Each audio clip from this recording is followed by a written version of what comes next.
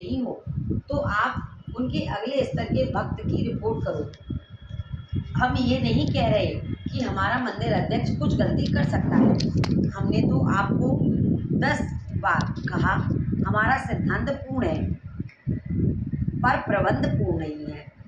मतलब ये बताना चाह रहे हैं कि हम अगर किसी का कमी निकाल रहे हैं और बता रहे हैं तो ये हम वैष्णव अपराध कर रहे हैं। तो जो भी हमारी कमी निकाल रहा है तो हमें उसे समझाना चाहिए, बोलना चाहिए कि वैष्णव अपराध से ना करें और इस गलती से बचें। अगर कुछ गलती है भी किसी की, हमारे मंदिर के प्रबंधक की या हमारे मैनेजमेंट की, तो हम उसके बारे में हमें नहीं सोचना है, हमें सिर्फ उसको बताना है। प्रबंध किसी का भी सही नहीं रहेगा। मान लो कि आप ये कहो कि ये गलत है और नए आदमी के शासन में कोई गलती नहीं रहेगी, ये भूल है। कुछ ही समय आपको फिर गलतियाँ दिखनी शुरू हो जाएंगी।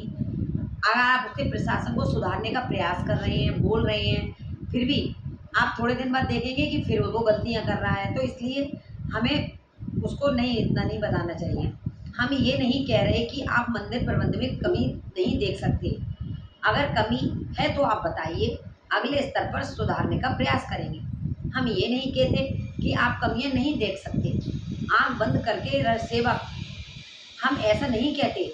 हम तो खुला कहते हैं, जो भी कमियां हैं उसको सुनाओ, पर एक तरीके से।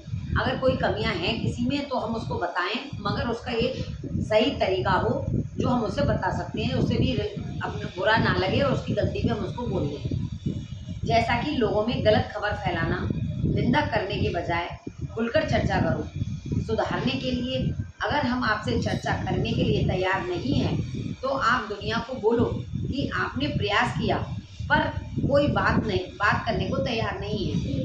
मतलब अगर कोई आपसे पूछता है कि अगर वहाँ पर कमी है, आपने उसको बताई नहीं, आपको बताना चाहिए था, तो अगर आपको उसको बताना है कि हमने उसे बताया था, उसको बोला भी था, लेकिन वो अपनी कमी को समझने के लिए तैयार नहीं है और वो उसको एक्सेप्ट नहीं करना चाहता है। मुझे महाराज जी के एक क्वेश्चन के बारे में मैंने जो समझाया, इसके लिए धन्यवाद। मैं कुछ कह नहीं सकती, मुझे अच्छे से कुछ भी नहीं आता है, बस फर्स्ट टाइम कुछ बोला है।